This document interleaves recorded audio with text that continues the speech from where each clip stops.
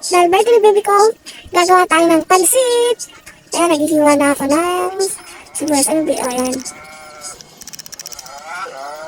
Pagkatapos natin hiwain yung mga sibuyas, isunod na natin itong mga bawang. Ayan, medyo nahirapan pa nga ako dyan mga karoksen dahil di ba yung sapit ng bawang may matigas doon. Ayan. Tapos pipit-pitin ko yan isa-isa. Ayan. Tapos tatanggalin ang mga balat. At pagkatapos, pipinuhin ko yan. Hindi naman yung talagang pinong-pino. Yung magkaiwalay lang sila yung mga maliliit. Parang pigmix. Tapos ayan. Para may twist na natin ang sili. Ito pala yung mga gagamitin pansit dahil ito lang yung available sa tindahan natin at wala pa tayong pambili para sa bawang ano. Ayan. Sisimula na tayo.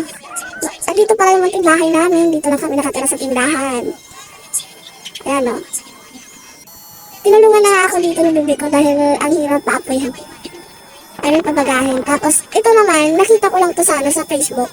Tapos yung twist niya na ilalagay lang sa mainit. Tapos sa nag-a-apoy. Tapos kusa siyang lalabas. Tingnan nyo mga karongsen.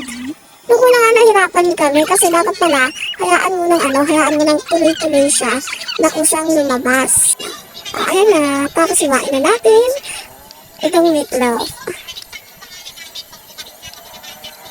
Ayan na. Okay na yan. Magsisimula tayo mag-isa. Sibuyas muna. Tapos isunod natin dyan yung bawang. Tapos yung basa ko. Actually, nilagyan ko yan dyan ng nor na hipon. Yung nor cubes. Ayan. Tapos, magic sarap.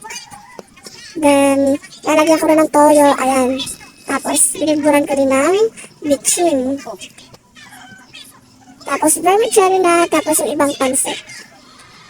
Actually, nahirapan ako dyan dahil kulang ng tubig. Kaya, inuunti-unti ko. Kasi, ang tagal lumabot ng pansit. Ayan. Kaya yan na. At ito na ang finished product natin. Salamat po.